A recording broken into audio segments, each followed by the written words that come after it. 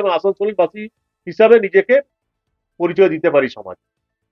আমার প্রশ্ন শত্রুঘ্ন সিনহাজির কাছে, যে গতবার তো আপনি এলেন, জোর করে হোক, ভোট লুট করে হোক, যেভাবে হোক আপনি এমপি হয়ে গেলেন। 2 বছর হলো, 2 বছরে আসানসোলে আপনার একটা স্থায়ী ঠিকানা আপনি করেছেন আজ পর্যন্ত, যে এই জায়গাটা আপনাকে পাওয়া যাবে? একটা ফ্ল্যাট ভাড়া নেওয়া, একটা থাকার ব্যবস্থা করা, আসানসোলে ভোটার লিস্টে আপনার নাম তুলেছেন আপনি?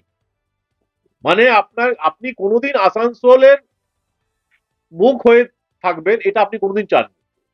জাস্ট আপনাকে এমপি হতে হবে, আপনার এমপি হওয়ার জন্য আসানসোলের জনগণকে আপনি কাজে লাগাবেন, আসানসোলের সমর্থন নিয়ে আপনি এমপি হয়ে যাবেন, তারপর আপনি বম্বে, দিল্লি, মহারাষ্ট্র ঘুরে বেড়াবেন, আবার অন্যান্য দিকে হাত মারতে থাকবেন, অন্য দিকে যদি চলে যেতে পারি, যদি অন্য জায়গায় জায়গা না পাচ্ছেন আবার আসানসোলে চলে আসবেন, আর আসানসোলের মানুষ এত বোকা বারবার আপনাকে সমর্থন করবে।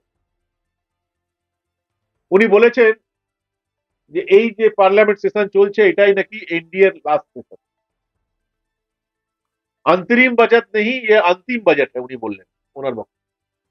আমি আজ শত্রুঘ্ন সিনহাজিকে প্রশ্ন করি যে এই 1.5-2 বছর যে আপনি আসানসোলের সাংসদ হিসেবে থাকলেন, একটা ইস্যু দেখান আপনি যেটা আসানসোলের ইস্যু আপনি পার্লামেন্টে বলেছেন, একটা ওয়ান অনলি।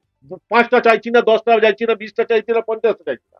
আসানসোলের মানুষ তো আপনাকে পার্লামেন্টে পাঠিয়েছিল আসানসোলের মানুষের কথা বলার জন্য, তো আসানসোল সমস্যার কথা পার্লামেন্টে তুলে ধরার জন্য। তো শুধুমাত্র আপনি এমপি হয়ে ঘুরে বেড়াবেন তার জন্য তো আসানসোলের মানুষ আপনাকে সমর্থন করেনি।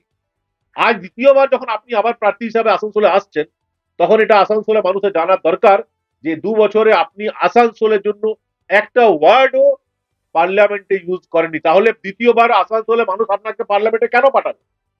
প্রথমবার পাঠানোর পর যে তিক্ত অভিজ্ঞতা আমাদের হলো, আপনি আসানসোলকে বোঝারই চেষ্টা করলেন না, আসানসোলকে জানার চেষ্টা করলেন না। আসানসোলে বার্নপুরে বালির ট্রাকে 4 জন মারা গেল, একবার শত্রুঘ্ন সিনহা সেখানে গেছেন? জানি। কুলটিতে ছট ঘাটের সময়, ছট পুজোর সময় একটা ছেলে মারা গেল, উনি অন্যান্য ছট ঘাটে ঘুরছিলেন, একবারও কি তার বাড়িতে গেলে দেখা করতে? অঙ্কিত মিশ্রার বোধহয় নাম ছিল, যাননি। ইস্কোতে এত একটা অ্যাক্সিডেন্ট হয়েছে, বিভিন্ন সময় বিভিন্ন ওয়ার্কাররা মারা গেছে, শ্রমিকরা মারা গেছে, একবারও গেছেন? যাননি। লোহা চুরি, কয়লা চুরি, বালি চুরি অবাধে চলছে, একবারও তিনি আওয়াজ তুলেছেন যে না এগুলো বন্ধ হওয়া উচিত, আমার পার্লামেন্টের কেন্দ্র এখানে এগুলো হতে দেবো না? একবারও বলেছেন? বলেন। কি করলেন? শুধুমাত্র আসানসোলে আসবো, আসানসোলের মানুষের ভোট নিয়ে আমি আমার স্টারডাম দেখিয়ে আসানসোলের মানুষের ভোট নিয়ে আমি ন্যাশনালি আমার ইমেজ তৈরি করব। ন্যাশনালি উনি আমেরিকা নিয়ে কথা বলেন, উনি রাশিয়া নিয়ে কথা বলেন, উনি যুগোস্লাভিয়া নিয়ে কথা বলেন, উনি ইরান নিয়ে কথা বলেন, উনি ইরাক নিয়ে কথা বলেন, সারা বিশ্ব নিয়ে কথা বলেন, কিন্তু আসানসোলের নিয়ে কথা বলার সময় ওনার নেই। আসানসোলের প্রশ্ন কিন্তু পার্লামেন্টে একবার দেখুন না, আপনি দেখুন না 15 তারিখে ওনার টুইট দেখুন না,